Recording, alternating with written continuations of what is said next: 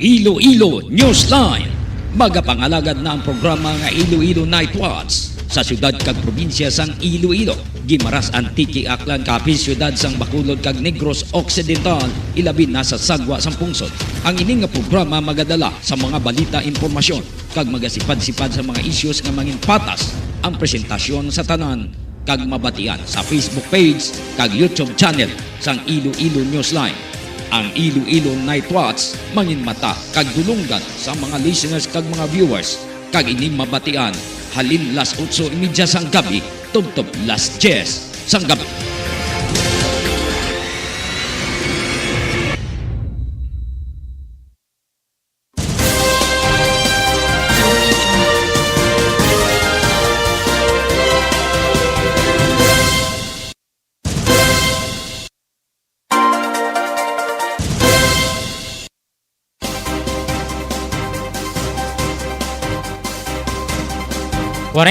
Minutos na nakaligad sa alas 8 mayang gabi, banwa mayang gabi sa ato mga listeners kag mga viewers. Kumusta na kamo mga ka-newsline sa 180 ka mga kabarangayan sa syudad sang Iloilo, probinsya sang Iloilo, Antique, Aklan, Capiz, Negros Occidental, Bacolod, kag Guimaras. Mayad nga gabi sa inyong nga tanan. Kabay pa nga okay lang kamo. Kabay pa sa atong mga listeners dera sa abroad, kabay pa nga okay man kamo tanan. Nagapamati na kamo sa ato nga pagwaragwag Martes nga edisyon sa ato nga pagdala sa mga issues, mga balita nga tagan sang pagtamod sa diri sa ato nga pagapangalan. Was Miyerkules di Badles, umpisa na ang Kwaresma.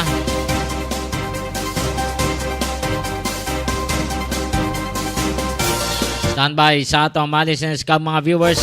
Kayo na to na na-check ang local pag-asa, hibalon tang sitwasyon sa panahon diri sa Western Visayas. Partikularmente buwas, hibalon ta kung kumusta ang sitwasyon sa panahon. 50 minutos na nakaligad sa alas 8. Sa mga nagadala sa motorsiklo, abaw hinahinay lang kamuabi sa pagpadalagan sa inyong mga motorsiklo. Kung wala kamo lisensya, hindi na kamo sagad pabinturar padala sa motorsiklo. O subong lang nga gabi, may ara naman aksidente.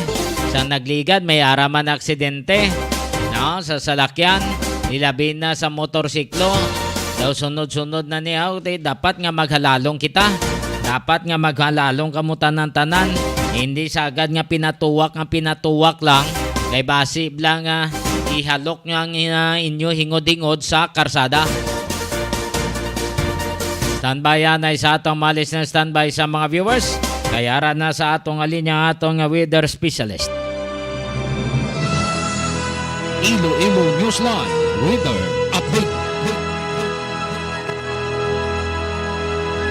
Engineer Cuenca, si ka-newsline Johnny Diaz. Mayong gabi, sir.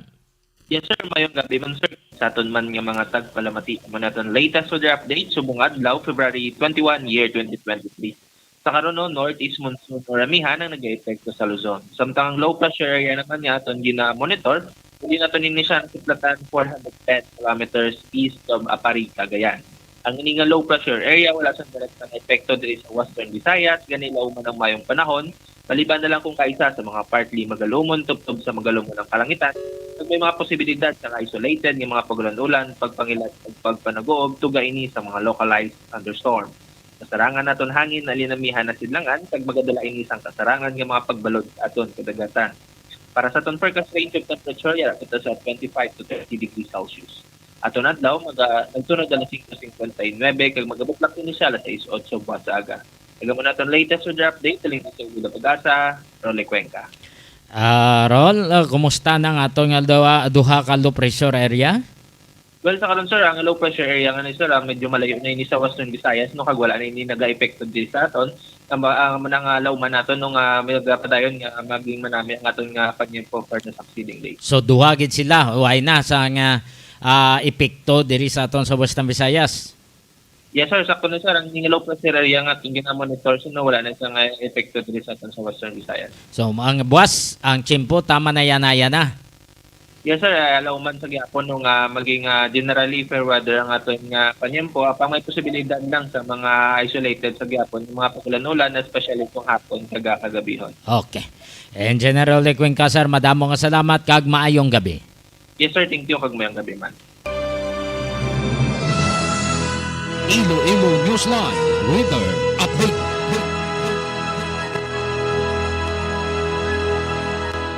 Madamo nga salamat sa atong local pag-asa kag ining impormasyon ginadulong sa inyo sang Vitron Animal Clinic. Ang Vitron Animal Clinic nahamtang sa Barangay San Miguel Hordan, Guimaras, ginapanagihan ni Doc Ronnie Galia. Rehistrado nga veterinarian, mahapos palapitan, mapinalanggaon sa kasapatan.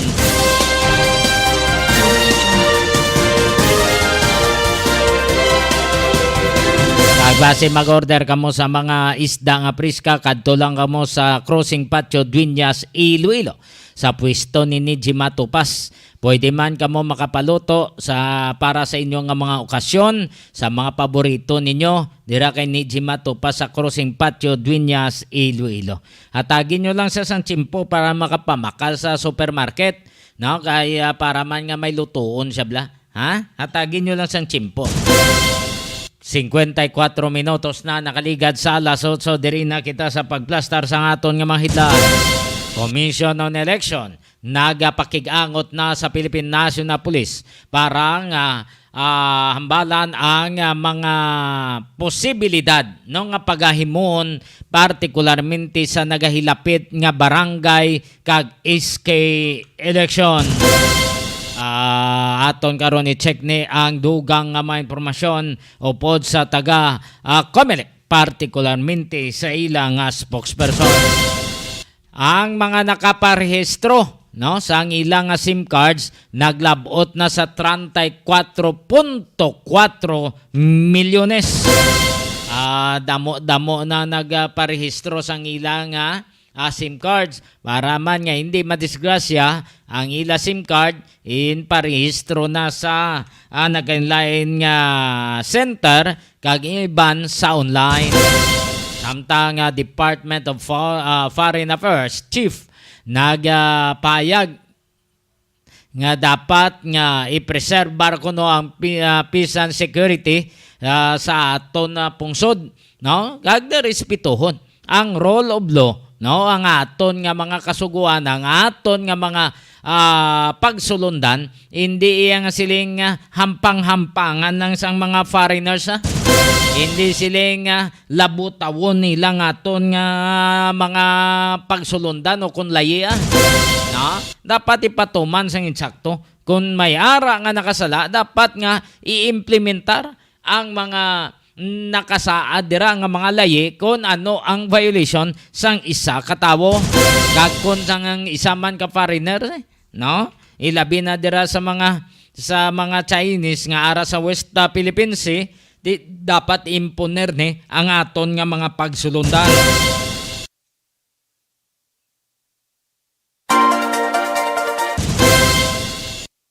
Sa dugang pagid nga balita, ang Isel Agritech nagpabutyag ang hybrid rice kuno makadugang ini sa production sang mga farmers kag kun hinali nga mag-ani na sila sa pila ka adlaw dako-dako kuno ini nga boosting kuno sa ilang mga crops o kun sa ilang patubas kag basi nga magalamot pa sa 20 pesos ang kilo sang hybrid nga palay hybrid ini nga bugas ti madako-dako kuno ini ang production sang aton nga mga farmers subong tag 19 ang kilo ti tanawaan nyo way man gapang makal niyang taga ni FA dito sa uma ang natupaan to sang per kilo sa mga farmers to may ara nga tag 11 may ara nga tag 12 ginabarat ang aton nga mga farmers.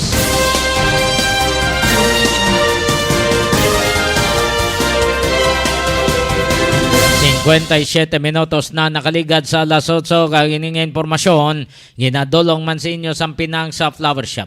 Ang Pinang sa Flower Shop na hamtang sa Isnard City proper sa tabok lang sang Iloilo Central Market. Kung mag-order ka mo sa mga bulak para sa inyong okasyon, pwede man nga matawgan ninyo si Mr. and Mrs. Cyril Tacosalme sa ilang number 0920 825-6483 0920-825-6483 kag 0916-786-8896 0916-786-8896 Pinang's Flower Shop. Dali lang yan. Oh, daw nagbisyo. No? Oops. Lang. Okay? De.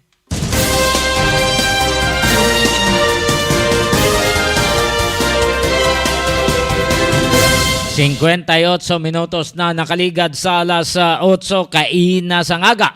Nagkandak sang buy-bust operation. Ang aton nga mga pulis sang ICPO. Kag dito nga may drug personality naman nga taga Rizal Estanzuela pero tumandok ini siya sang San Jose Antique nagbaligya sang illegal drugs sa dako-dako itong nakuha sa aton nga mga pulis. Ginkandak ang operasyon dito sa Barangay Lanit. Ginpili nilang Barangay Lanit nga dito sila madawanay para mapatala nga hindi matutulan ang iya lugar sa Barangay Rizal Estanzuela. Tilabot gid kuha yung partiya kay ginpabutyag sa mga pulis nga nag-attempt nga magbato, no? Sa mabalaan niya nga ang push your buyer isa ini ka miyembro sa Philippine National Police. Tinatiruhan, patay, no? Napatay ang drug personality. Tingnan may report nga daan ang pagdagsa sang illegal drugs kuno sa Barangay Lanit. Grabe, no? Suno sa atong informant nga taga dira mismo. Grabe kuno ang pagdagsa sa illegal drugs. Ang mga tawo nga ara dira gapuyo sa Barangay Lanit na nagainlain man nga mga barangay na naghalin, di ginpang tingob dira sila sa relocation site sa Barangay Lanit, Haro. Ting iban naggrab sang opportunity nga makabaligya sang illegal drugs. Nga ang iban na nagtaladlong na sa nagligad during the time of President Rodrigo Duterte. Di nagbalalik naman subong. Ang iban da taga railway. Ang ibanda nga taga Barangay Flores. Ang ibanda halin sa Lapas. Nagtilingob sila da sa Barangay Lanit katapusan amo naman ina nga nagamat-amat dagsa ang illegal drugs daw sunod na sa gani kuno sa Bacau, Boulevard, San Juan daw sunod niyang Lanit mo. Grabe kuno ang pagdagsa sa illegal drugs.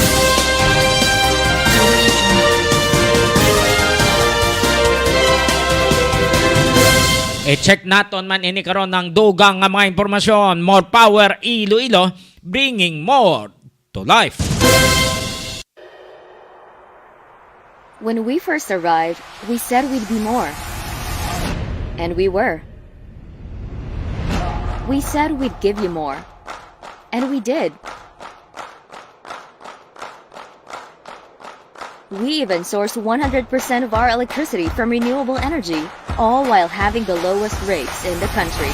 But wait, no, that's not enough. This year, we're going to do more. But what does do more mean? It means more upgrades.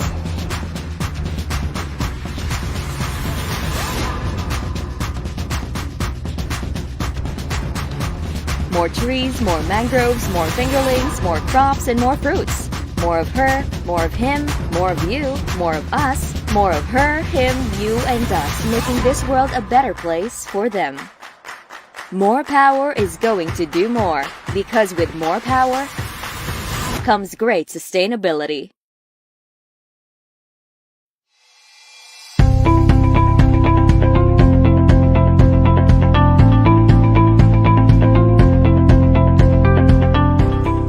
Health complex.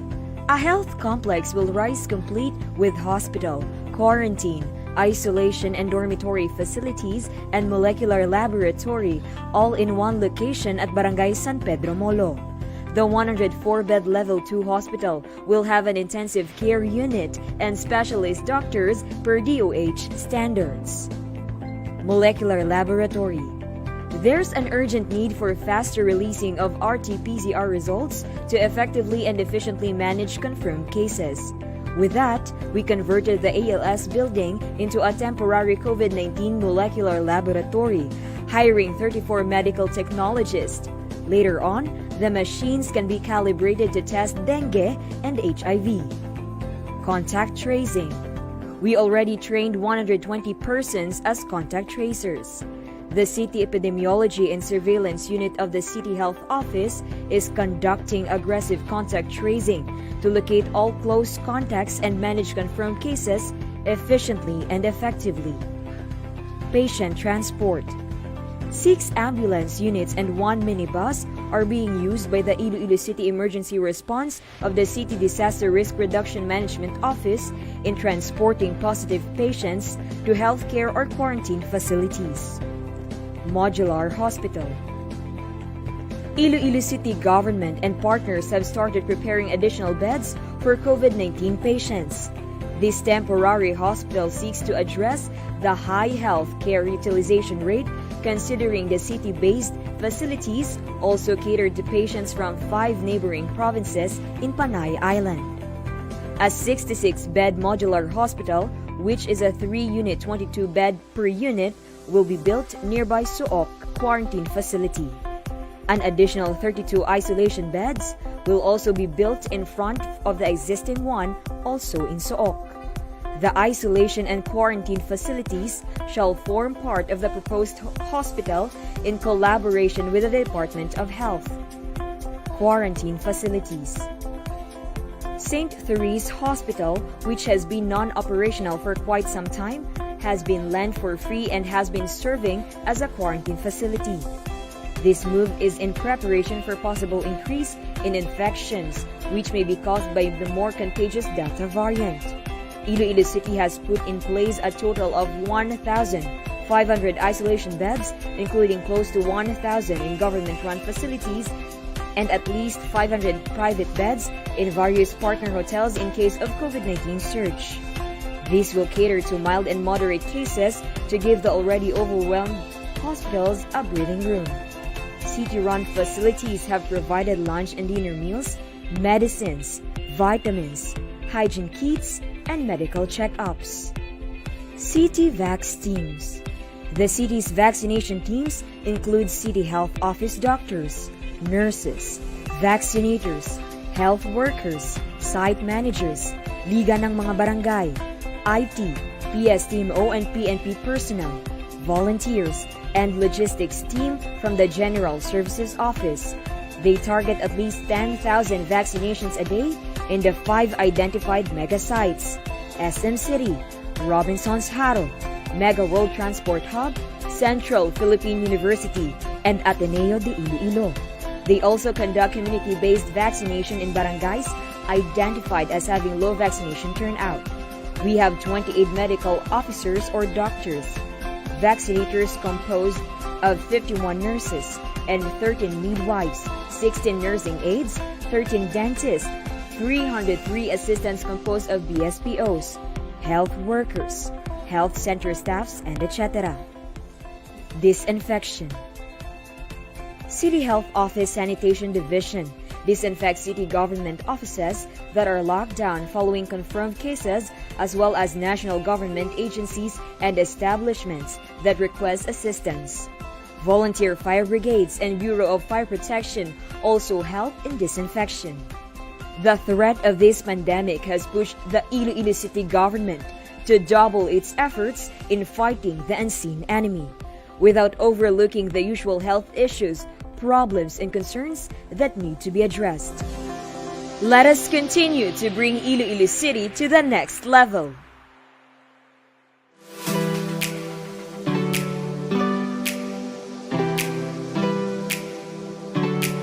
Gusto mo bala sa manamit nga donut nga dalon sa imo pamilya? Hindi ka na magbakal sa iban pa. Bangod bukas na para sa tanan ang Mars Pay Pastries nga napahaptang sa sulod sang Ceres Terminal sa Barangay Kamaligaro, syudad sang Iloilo. Ano pang ginahulat nyo? Dali na! Mabakal na kita sa donut sa Mars Pastries. Pasalubong nga may pagpalangga sa imo pamilya. Mars Pastries. Barato na, manami pa!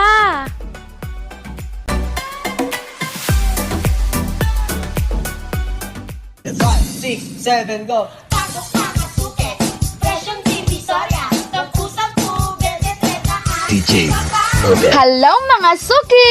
Bukas na ang Sarjan Many Grocery kung sa diin makapamakal kamo kag makapangompra sang kinahanglanon sa sulod sang inyo balay. May baligya man sila para sa mga okasyon. Hindi na kamo kinahanglan magkadto sa banwa kag syudad. Gani ano pang ginahulat nyo? Bakal na!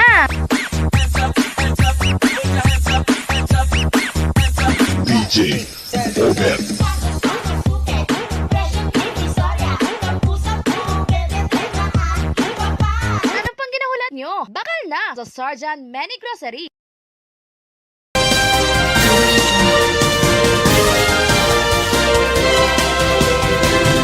Otso minutos na nakaligad sa alas 9. Padayon ka mo nga nagapamati sa aton nga pagapangalagan. Ay plastar ta sa inyo ang party ni sa pahayag sang ISL Agritech nga dapat magamit kuno sang hybrid rice para maboost ang cropping, ang patubas sang aton nga mga farmers kag base maglabot sa 20 pesos per kilo sang humay di mahimo ay hane matigayon ay hane kay iban nga mga mangunguma, iban nga mga farmers hindi magtanom ni sang hybrid rice ni kay nadudla na sila sa hybrid to nga mais. Tanawan nyo bla, nabutang sa langalang sila kag nabutang man ang sa langalang ang ilang nga mga patubas nga sang una nagapatubas sila sang dalagko madamo nga mga mais pero subong kay ginbutangan sa mga hybrid nabutang sa langalang ang ilang ang ilang mga produkto, ang ilang mga patubas nga mga mais. Di ari naman karon ng hybrid rice ni. So ang iban da may pubya pang, iban nagapang-alang-alang nga magtanom sang hybrid rice. Yari si Mr. Henry Lim Bonleong, ang chairman sang Chief Executive Officer sang ISL Agritech Corporation nga mo ang naga-introduce nga magtanom sang hybrid rice. Another shifting Interview sa to NABC. hybrid rice. I mean, what are the benefits and at what cost to the farmers? Okay, anyway, the farmers have to use ordinary inbred. They usually did around 4 to 5 tons per hectare. But if they choose the hybrid, they can yield 8 to 10 tons or even 15 tons per hectare. Now, assuming that the farmers own their own land and they till their own soil, the cost of production of 1 hectare of rice will not be more than 35 to 40,000. And if they yield 10 tons, then the cost of pala is around 350 to 4 pesos per kilo. If 350 to 4 pesos per kilo, right now they're selling at 18 to 20. They are making a lot of money. That's why the farmers in Central Luzon are making 150,000, sometimes even over 200,000 pesos per hectare. So that's the cost benefit. But we are thinking that if we will have more farmers planting the hybrid, when the supply and demand was 6 on labor, then maybe the price of power will drop to around 12 to 13 pesos per kilo, and at that time, we can even sell our rice at 20 pesos per kilo. And the dream of BBM, with prices of rice at 20 pesos per kilo, will finally be attained. But what is the cost of a hybrid rice seedling versus the inbred variety seedling? How big is the difference? Okay, for inbred, you probably need around 40 to 80 kilos of seeds per hectare. So maybe it will be costing you around 2,400 pesos per hectare. But for hybrid rices, you need only 5,000 pesos per hectare. So actually, it's around only 2,600 pesos more. But if you will produce 1 ton additional, then you will get an additional 17,000 pesos already. So, but you're not going to get only 1 ton additional, you're going to get 3 to 4 tons additional. So that's a cost benefit now. It sounds good. If this is so attractive, when you do the math, they make more, they produce more, why aren't farmers shifting yet to hybrid? What seems to be the challenge? Traditionally, the farmers use around 40 to 80 kilos of seeds per hectare. But with hybrid, they only need around 15 kilos per hectare. Also, traditionally, the farmers doesn't believe that 15 kilos is enough for 1 hectare. They do not know that the hybrid bygor, one seedling can produce 35 kilo rings. So they would never believe that. We were farmers in Nueva Ecija who yielded around 15 tons.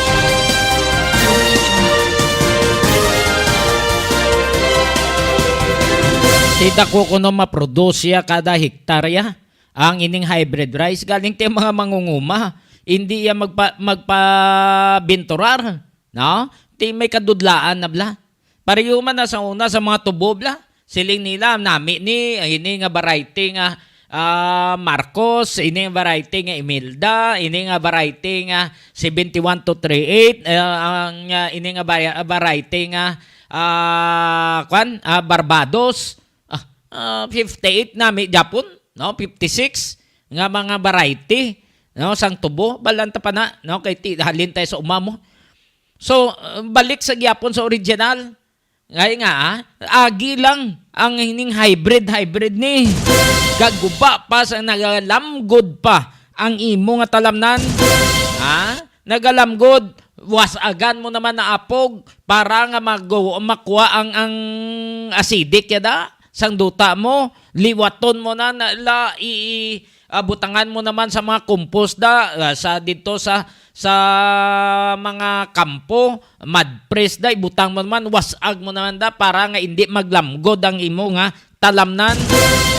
Madamo na ang mga natila ginawa nila, madamo na ang hambal nga hindi na sila sang hybrid bisan ano ka introduce ang ibang gabalik lang sa gihapon niya sa original, sa daan to lang nga namatan nila kay hindi basta-basta, no, ang patubas man nga ginahatag sa ila sang mahal nga makaako.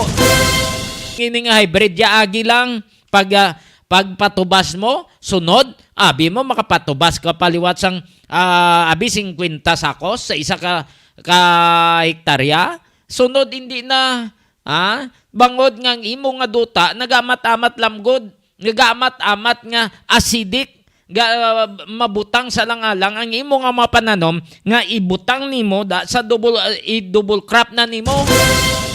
Hindi mo na basta-basta nga matamnan. Pero sa original nga mga pananom nimo ya pwede pa. Pwede ka tama. Di daw halit bala sa mga mangungumang ining hybrid ni nga mga variety ni bala. 15 minutos na nakaligad sa alas 9. Sa bagay, depende man na sa ilang pagsagod guro sa mga tanom no? O kung may ara sila nga mga pamaagi man dira nga mangin maayo ang ilang nga mga tanom. Pero ang iban, sa nasiling tana, daw natila na ang ilaya nga ginawa. Guro pa insindihon kung hinali maglamgod mo do ta anong imo himuon. Kung hinali nga maggamay ang imo nga patubas, ano ang imo nga himuon. Dapat may ara man nga mga tips ang aton nga mga mangunguma o kon mga farmers.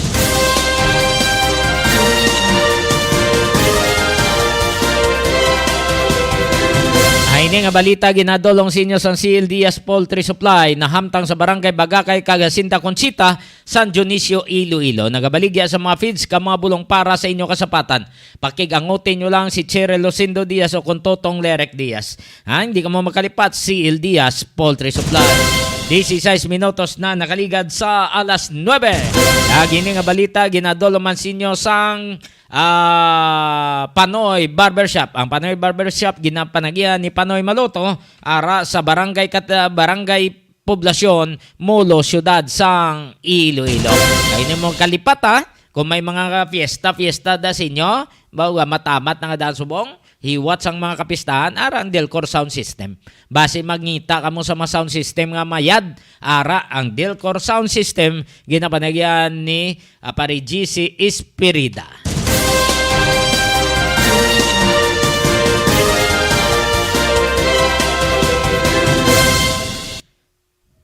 Ang Department of Foreign Affairs Chief nagpahayag nga dapat i-preserbar nato ang kalinong kagkatawhay. Sa ato nga nasyon kag respetuhon ang rule of law. Ti ko mayara man daya nga mga foreign national nga tuyo abi maghimo sang kalakasan sa aton, maghimo sang mga kalainan, dapat respetuhon lang ang aton nga mga pagsulundan. Hindi siling nga lapason nila, hindi siling nga sudlon lang ang atong nga teritoryo nga hindi bla ka makahimo sang pamaagi bla kunin makahambal nga lisensya masulod kami di sa inyo teritoryo wala sa mihay kag mihoy dulo diretso lang sila inaya bastos na yung nga kahimuan no respetuhon kita kung ano nga aton nga mga ginapatuman nga mga layi. Respetuhon kung ano ang mga gina-implementar dira kay kita mismo naga-follow man sila ya exempted yari si Enrique Manalo ang Philippine Foreign Affairs Secretary may kangtanan sini sa mga foreign national nga daw pawala lang daway nila ginarespeto na ang aton nga rule of law. Investment and labor cooperation such as healthcare and healthcare workers. We also had a wide-ranging discussion on cooperation in renewable energy, human rights, the peace process in Mindanao. And I will address some of these a little bit more in my remarks. The Philippines and Germany have had a long history of working together to support democratic values, strengthening peace, security, stability, and the rule of law. Both countries believe in dialogue and diplomacy. We being here at this very event is proof of this, getting out of the pandemic, the COVID-19, which required the cooperation of many countries and the international system as a whole. This is why we must all persist and continue to do the work that we have been doing. And speaking here today, I'd like the opportunity now to address in more detail some of the issues that I discussed with Minister Baerbock. On the West Philippine Sea, the Philippines remains committed to diplomacy and dialogue in resolving our disputes. And this in spite of recent actions or even actions which have been going on for some time which are inconsistent with the UN Convention on the Law of Sea and the 2002 Declaration on a Code of Conduct for the South China Sea. We are one with Germany in the rule of law.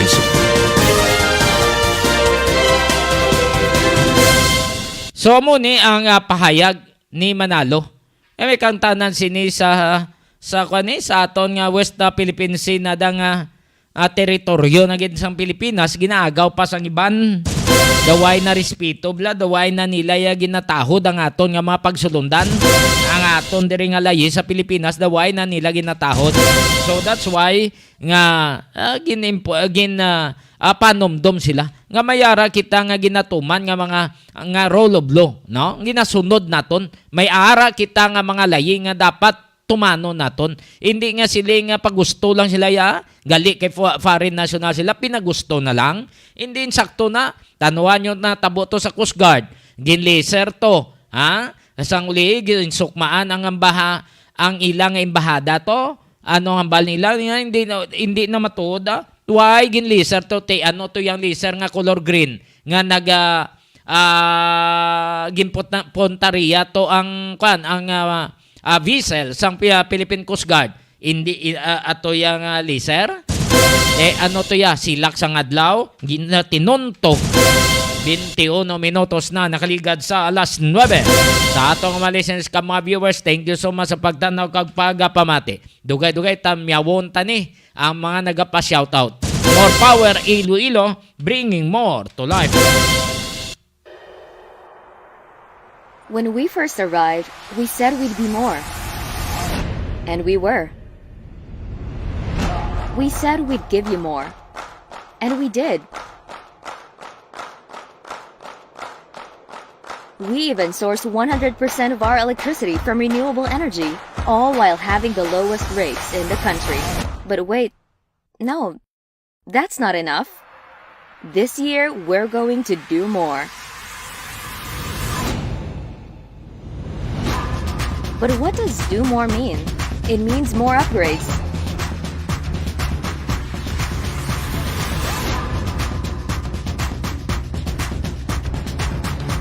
More trees, more mangroves, more fingerlings, more crops, and more fruits.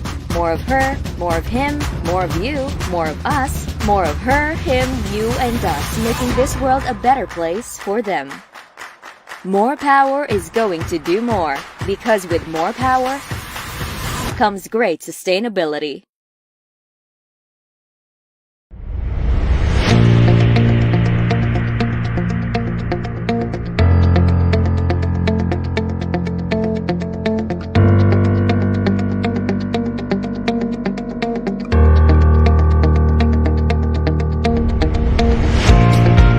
Our roadmap, Wheels for Inclusive Development and Good Governance, has been the backbone of our mission in bringing our city to the next level.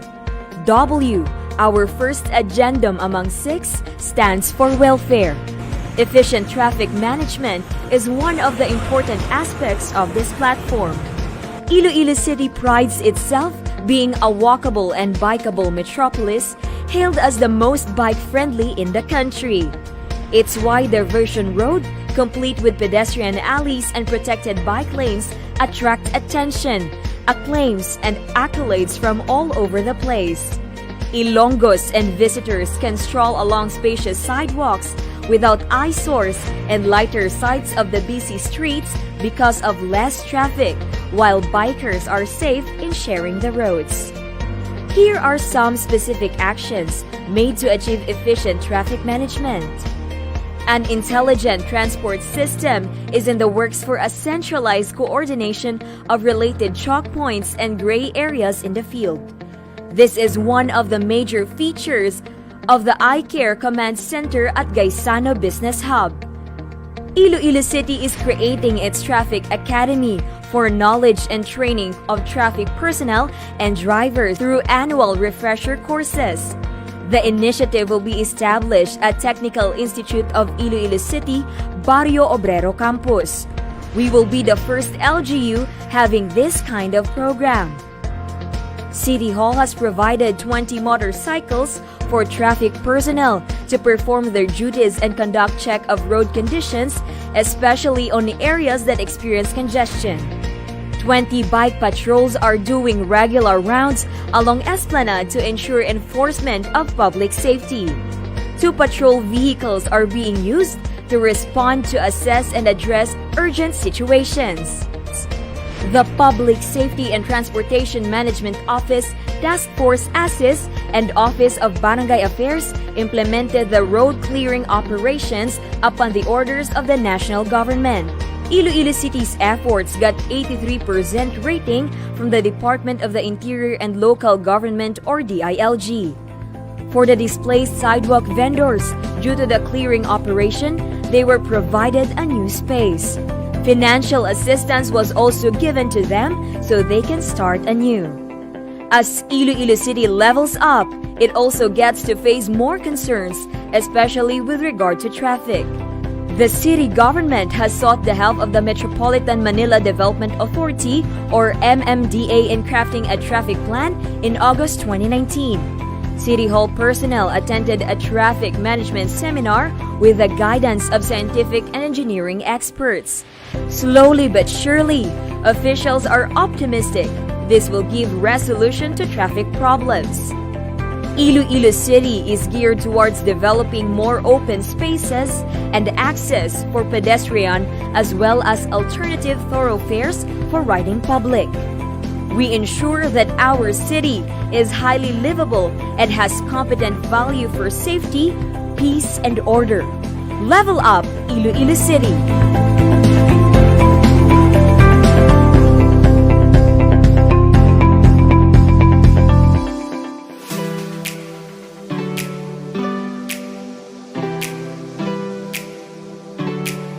Gusto mo bala sa sa manamit nga donut nga dalon sa imo pamilya? Hindi ka na mabakal sa iban pa. Bungod bukas na para sa tanan ang Mars Pastries nga napahaptang sa sulod sang Ceres Terminal sa Barangay Kamaligaro, syudad sang Iloilo. Ano pang ginahulat nyo? Dali na! Mabakal na kita sa donut sa Mars Pastries. Pasalubong nga may pagpalangga sa imo pamilya. Mars Pastries. Barato na, manamit pa!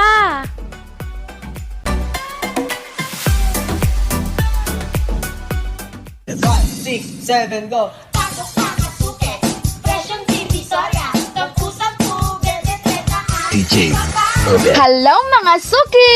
Bukas na ang Sergeant Many Grocery kung sa diin makapamakal kamo kag makapangompra sang kinahanglanon sa sulod sang inyo balay. May baligya man sila para sa mga okasyon. Hindi na kamo kinahanglan magkadto sa banwa kag syudad. Gani ano pang ginahulat nyo? Bakal na! Pasok DJ na ang suke, presyong divisoria, tagpusang tubig, detreta Ano pang ginahulat nyo? Bakal na! Sa Sergeant Many Grocery.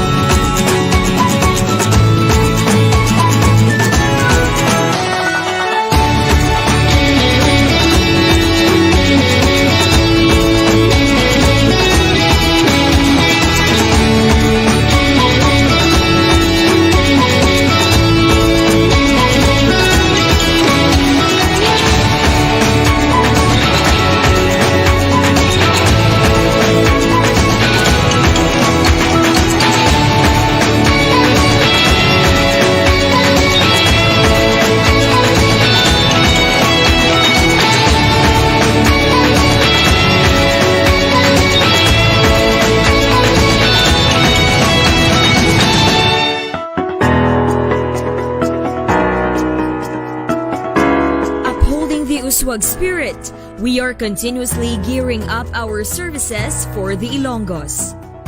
Wheels for Inclusive Development and Good Governance is our roadmap in bringing our city to the next level.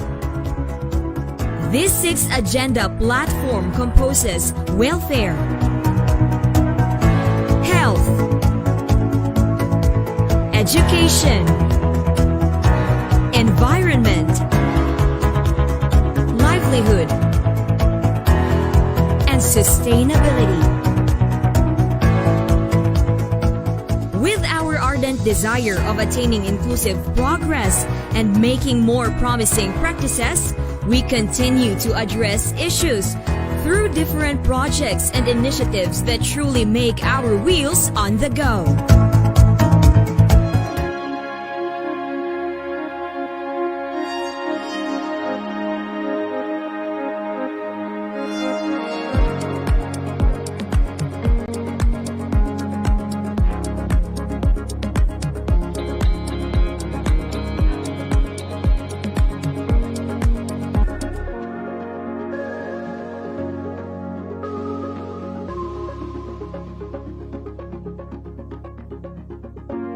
Our planet needs more. More from me, more from you, more from all of us. Since we started, More Power has committed itself to bringing more to life. But what is more? As an electric distribution utility, we light up thousands of homes, businesses, and institutions. So that's where we started. Under our 5-year development plan for Iloilo City, we worked to rehabilitate and modernize the system. We conducted an overhaul of our distribution system by investing in state-of-the-art facilities. This made sure our system was more responsive on several levels. Repair and optimization of facilities to decrease power interruptions. Automated restoration to decrease downtime for 90% of these interruptions. A 24/7 response team present for the rest, and mobile substations to relieve overloading. These state-of-the-art technologies have a focus on sustainable practices, such as net metering services allowing consumers to export excess energy, cutting down their cost, and increasing the use of renewable energy. All of this while having 100% renewable sourcing from geothermal power plants and cutting electricity rates in half.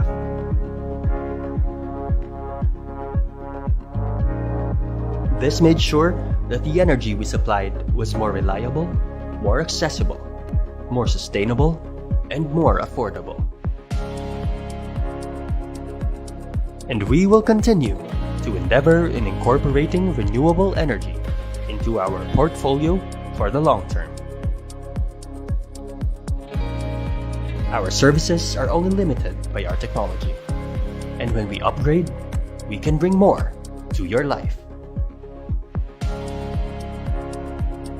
We partnered with LGUs to streamline the application process to make electricity more accessible to all of our consumers.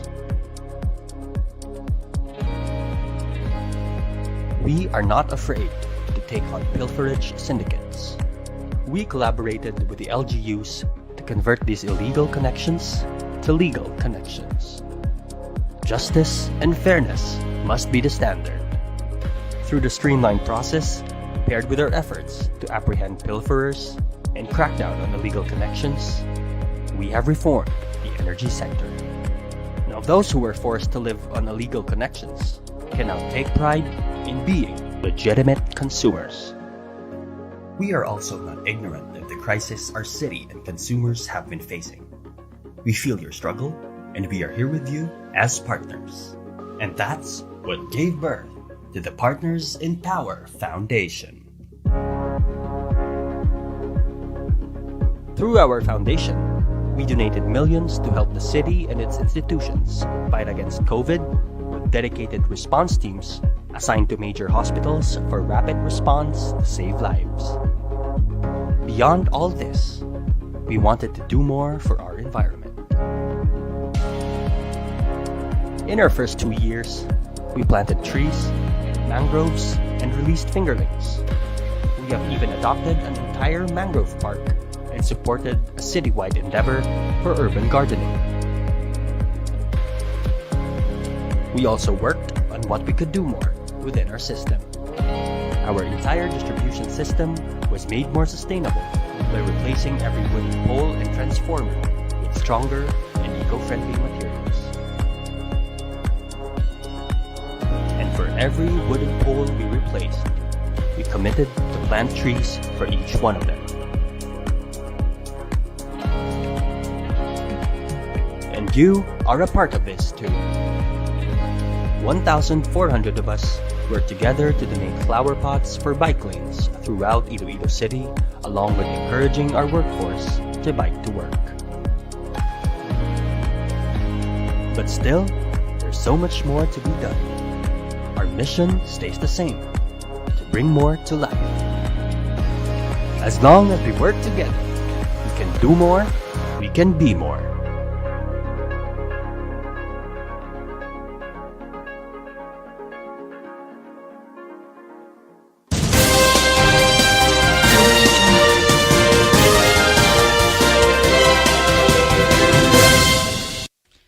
Treinta-seis minutos na nakaligad sa alas 9. May lang ang pagpamati kay Rani Gallego Labasan. Mayong gabi sa mga katapos sa media nga nagamonitor diri sa atong pagpangalagad. Mayong gabi. Salamat man sa pagtanaw kay Leslie Londonyo, kay Bong Tanato, na mayong gabi sa inyong tanan. Sa mga nagahiwat sang kadlawan, happy birthday.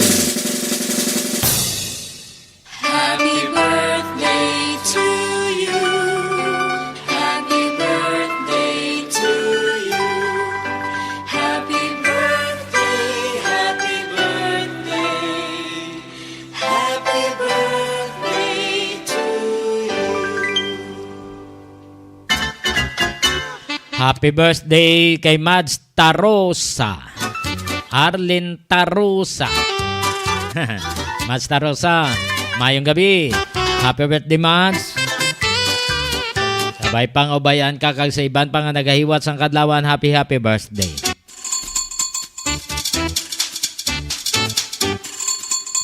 Sa mga ka-newsline naton nga nagahiwat sang kadlawan, happy birthday sa inyong atanan.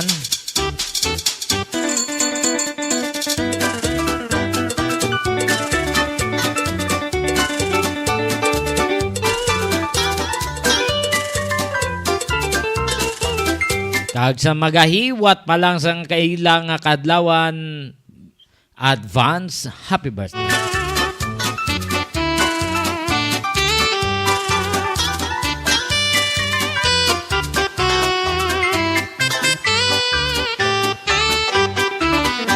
Happy birthday to you.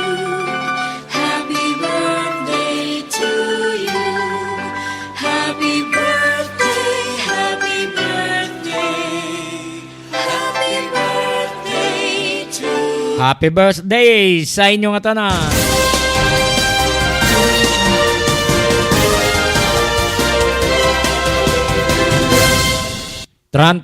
Minutos na nakaligad sa alas 9. Kagini nga balita ginadolo man sa inyo sa Load Lift Trading and Services. Isama ka dako nga construction firm nga nabase sa Metro Manila, pang-ubra sa madalag ko ang mga balay, mga mansion, kag subong man merkado. Pang-disenyo man sila, nagahimo sila plano. Pwede ninyo makadtuan ng ila opisina sa Block 5 Phase M, Francisco Homes, Gio, San Jose del Monte City, Bulacan. Pwede man kamo makatext kay Engineer Joey Diaz sa iya nga number 0939-812-6336, 0939-812-6336. So kung mag-email kamo sa maria_rosim@yahoo.com. 38 minutos nakaligad sa alas 9, padayon kamo nga nagapamati sa ato nga pagpamalagan. Ang Commission on Election nagapangayo na sambulig sa Philippine National Police para nga ma-secure ang malinong kag matawhay nga barangay kag SK election. Sa Oktubre na ni nga daan, timiyara naman nga grupo tuyo naman kuno nga i-extend naman ni 1 year. Baw, grabe kala lawig sang inyo termino, no?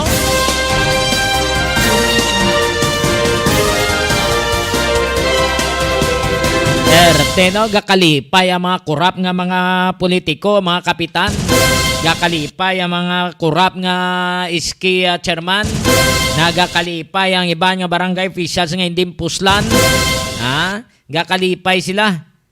Ay Andre Diaz. Baw. Salamat. Kung nablos patang pamati gatanaw git.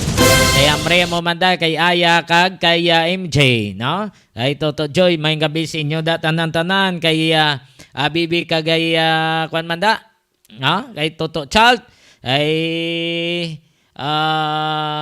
siya ni Hayat, no? Toto Hayat kag subuman kay Queen, no? Quincy. Mayong gabi sa inyo. Salamat sa pagtanaw kag pagpamati, no? Diri sa aton nga pagpangalagan. So ang Comelec ginapasiguro nila nga dapat malinong kang matawhay kag hindi na ma-extend natak-an na ang mga pumuluyo sa iban nga kapitan nga kurap kag hindi mapuslan. Yari si Attorney John Rexa Laujanco, ang spokesperson sa Commission on Election. And lamang activities kasama na ang filing of COCs. Usually naman po, Sir Aljo, no, 1 month po before the elections ang ating filing ng COC. At doon nga po sa gagawin nating pilot testing ng automated election system sa 3 barangay, maari pong mauna po ng 2 buwan ang kanilang filing ng COC doon po sa halalan. Maaari nyo bang ibahagi kung ano ang mga rason, dahilan ng disqualification ng isang kandidato? Opo, una po sa lahat ng rason, ikaw ay hindi qualified. Una, hindi ka Filipino citizen. Ikalawa, ikaw ay wala pa sa tamang edad o 18 years old. Hindi ka marunong bumasa at sumulat. At ang pinakamahalaga po dito, hindi ka nag-qualify sa residency.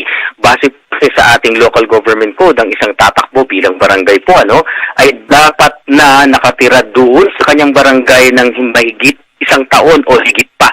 So kapag kinulang ka po dito at hindi ka registered voter, ito po ang madalas na kadalahilan ng hindi nagkwa-qualify. Patungkol naman po doon sa ating sangkuniang kabataan na may karagdagan po dahil Reform Act, ang pwede lamang tumakbo sa pwesto na bilang chairperson at mga miyembro ng kagawad po ng ating SK ay yung 18 years old hanggang eksaktong 24 years old. So kapag ka po ikaw ay 24 years old and 1 day o higit pa, ikaw po ay disqualified na at hindi ka na po pwedeng tumakbo. Ito po ay dahil sa kadahilan ng enruling ng Supreme Court doon sa Garbida versus Comelec. So kung halimbawa nito, attorney, originally talagang domicile mo nasa lungsod ka ng Davao at nais mong tumakbo, halimbawa sa Pasig, bibili ka ng condominium dyan, unit, manatili ka doon ng 1 taon, pero hindi ka naman araw-araw nakatira, pwede ka na bang tumakbo? Bilang, Ganito po, no? Opo. Opo, nalinaw na po ng napakaganda ng ating Korte Suprema ang pagkakaiba ng domicile at ng residency. Ang domicile po kasi maari kang maraming domicile, marami kang tirahan, kahit pwedeng umupa, pwedeng bumili, ano? Pero yung residency mo talaga kung saan doon ka bumabalik at bumabalik, doon ka registered voter at doon ka talaga yung ibig sabihin po yung animus liberty, doon mo talaga ikaw maninirahan. Yan po ay iisa lamang. At yun po ay ini-establish natin sa pamamagitan ng maraming akto sa ating pamumuhay at kasama na po yung pagiging registered voter. So kung talagang saan yung iyong animus liberty kung saan ka talaga maninirahan, yun ang iyong residency pag marami kang domicile po na pinagagawa po at pinatutungkulan. Ano ang mga ginagawang aksyon ng gobyerno bilang paghahanda sa Barangay Sangguniang Kabataan Elections ngayong taon, attorney? Bagamat wala pa nga pong petsa, no, pero nangako po kami sa Korte Suprema during the oral arguments. Ang tinanong kami, kung hindi December 2022, kailan namin pwedeng isagawa? Ang sagot po ng Comelec, May 2023 onwards. At pagtugon sa pangakong ito, binabalita ko po sa inyo na 90% na mahigit na po na handa ang Comelec. Bilang patunay po nito, yung ating pong balota, yung ating 66 million ballots po para sa barangay, we're 88% done with that. So around 60 million na po na imprenta namin. Doon naman po sa SK na 23 million plus, more than 20 million na po ang nagagawa natin at 9% na. Inaasahan namin matatapos namin lahat ang pag-imprenta ng balota itong buwan ng Pebrero. Ang iimprenta na lang po namin karagdagan ay yung madadagdag na mga botante natin dahil sa registration na naganap noong December 12 hanggang January 31. Lahat pong applications na ito ay diringgin ng Election Registration Board sa March 6 at pagkatapos po nito, pag naging final na ang Project of Precinct, mag-iimprenta na po kami ng karagdagan. Tinataya po namin na aabot sa 1.6 million na karagdagang botante natin para sa barangay at SK elections. At dahil po dito, masasabi namin, kasama na ng pagtanggap namin ng lahat ng gamit, ballpen, indelible inks, folders at lahat pa ng accountable forms, ready po kami come March po na magsagawa ng halalan patungkol sa May, June, July, August hanggang October. Ready po ang inyong comment. Kumusta ang checking ng mga gagamiting counting o vote counting machines? Ilan ang fully operational at ano ang inyong backup plan sakaling may masirang VCM sa mismong araw ng eleksyon? Sir Aljo, ang ating pong barangay at SK elections, largely po lahat ito ay manual elections po tayo. Ibig sabihin, ang balota po ay blanco, isusulat ng ating mga kababayan, pangalan ng kandidato at bibilangin po ito mano-mano ng ating mga teachers. With the exception po ng 3 barangay, ito po yung Barangay Poblasyon at Barangay Paliparan 3 sa Dasmariñas City at yung Barangay Pasong Tamo sa Quezon City kung saan magpa-pilot testing po kami for the first time ng automated system dito po sa barangay. So ganito po ang mangyayari sa 3 barangay na to, automated tayo, gagamit ng makina, ibang klase ang balota. Pero sa halos 42,000 plus barangay sa buong Pilipinas, sa lahat po na yan, balik po tayo dun sa original na Omnibus Election Code na mano-mano. So patungkol po dun sa gagawin namin pilot testing, ito po ay ready kami, mahigit 93,000 machines po, 97,000 machines ang meron kami, kaya po pwede namin palitan. In fact po Sir Aljo, sa darating na Sabado, February 25, dito po sa Cavite, kasalukuyan po ako nandito ngayon, ay isasagawa natin ang special elections para sa congressman dito sa Indang, Amadeo, Tansa at sa 13 Martires. Automated po tayo dito at meron po kaming dineploy na 426 na VCM na merong karampatang 1:1 contingency po. So, ang aberya, magka-problem, kayang-kaya po namin palitan ng makina at masisiguro namin tuloy ang halalan. Nasa ilang porsyento ang printed ballots sa latest update, sir? As of latest update po, yung ating pong para sa barangay ay tayo ay 88%. Doon po sa SK po ay tayo ay nasa 90% na po. So inaasahan po namin matatapos namin ang printing ng lahat ng balota itong buwan po ng Pebrero. Gaya po ng nabanggit ko kanina, magdadagdag na lamang po kami ng imprenta doon sa madadagdag natin mga botante sa registration na naganap noong December 12 hanggang January 31. Yung lahat po ng applications na yan ay diringgin ng mga election registration boards sa March 6. So after March po, pag na-finalize na po yung approval o disapproval ng mga applications na ito, malalaman na namin kung ilan ang madadagdag na botante at yun na lang po yung hahabulin naming imprenta ng balota. Kailan isasagawa ang test runs o pilot testing para sa BSK elections? Ganito po, yung pong pilot testing po ay kasabay mismo ng halalan. Base sa nabanggit po namin sa Senado kahapon sa harap ni kagalang-galang Senator Amy Marcos sa Committee on Electoral Reforms and Suffrage, yung pong pilot testing mismong sa halalan po October 30. Pero nililinaw po natin bago po yung halalan na yan, sa October 30 po mismo, kasabay ng manual, magkakaroon po ng several tests COMELEC. Magkakaroon po ng ilang simulations at mock elections po para masiguro na gaganap ng ayos yung ating automated election system come October 30 para dun sa barangay na nabanggit ko po. Ilan ang inaasahang bilang ng mga botante para sa BSK elections, Attorney? Aabot po tayo para sa regular po na barangay, aabot po tayo sa 67 million mahigit kung masasama po natin yung mga karagdagang botante. Sa SK naman po, tinataya namin na aabot tayo sa 25 million mahigit. Kaya nga po ang iimprentang balota ng COMELEC sa kalahatan, kasama karagdagan, ay aabot sa almost 92 million ballots. Bakit po? Kasi po yung ating 15 to 17 years old, isang balota lamang pong bobotohan nila, pang SK lamang po. Pero po yung 18 years old hanggang 30 years old po, dalawang balota po ang bibigay natin at bobotohan nila, isang SK at isang barangay. At yung 31 years old and above po, barangay lamang po sila. Yung po kasi ang nasa saad sa ating SK reform na ang botante po ng SK ay mula 15 years old hanggang 30 years old. Lumalabas sa polls na mayroong lower voter turnouts, lalo na sa Cavite. Ano po inyong masasabi at ano ang nakikita niyong dahilan sa pagbaba ng bilang ng mga botante?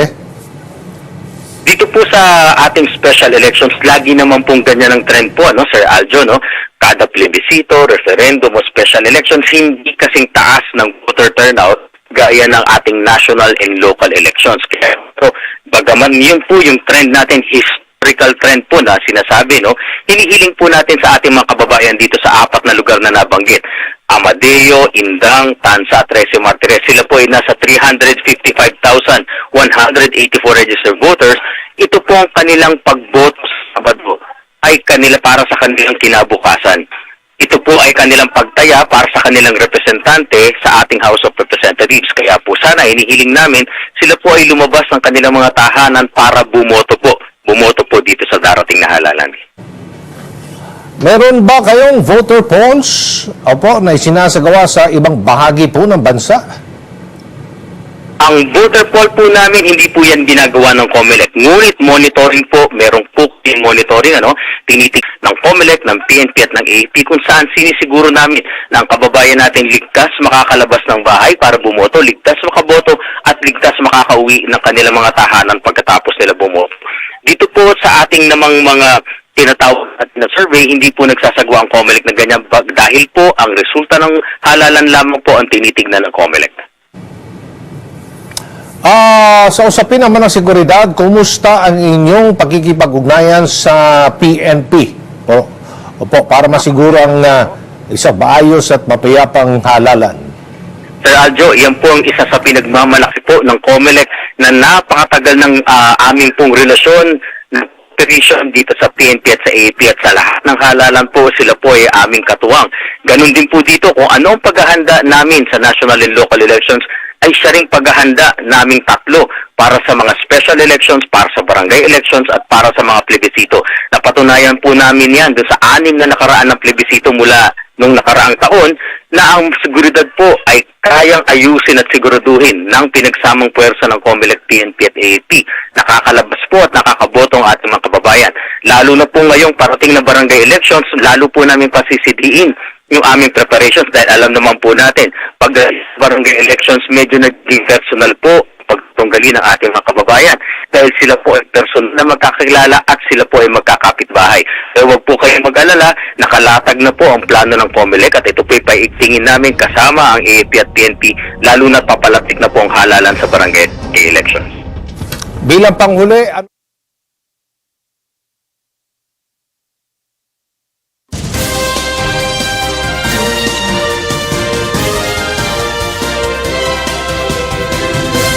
Nabatian si Atty. John Rex Laujanco, ang spokesperson sa Commission on Election. So no siya, mga October 30, tapos na tanan ay amo na ini ang tion sang eleksyon. Barangay kag SK eleksyon. Ti preparado na ang mga baluta, ginamat-amat na printing, mga 80% na-accomplish na sang COMELEC. Kabay pa nga madayon kahit daw may ara naman nga nag-move nga i-extend naman kuno isak tuig. Tama na napangurakot sa iban nga mga punong barangay. Tama na pangurakot sa iban nga mga barangay official. Kag tama na ang pagsunod-sunuran sa iban nga mga barangay official sa ila kapitan. So, dapat isla na no? Long overdue na. Tama na kaduga yung ila pagpangalagan nga daw wala man sang ihimplos barangay. Daw wala man sang nakita nga konkreta nga ligasiya. No? Daway man, daw mo amo man sige apon.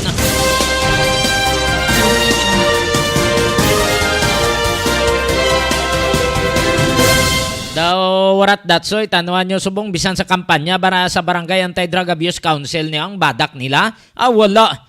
Tanawan nyo, hindi nagamat-amat naman dagsa ang illegal drugs.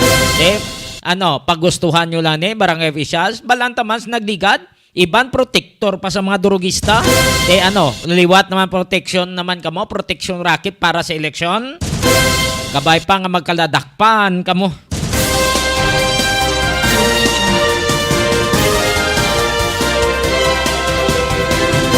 Sa tanan-tanan naton nga mga listeners, sa tanan-tanan naton nga mga viewers, thank you so much.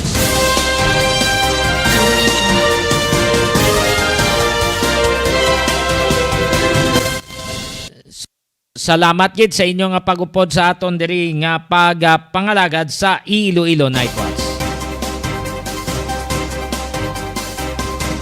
Sa taga Valyacar Transit Incorporated, salamat sa mga taga vendors ng Valyacar Transit, sa mga porters, gwardiya nga naga-monitor, thank you so much.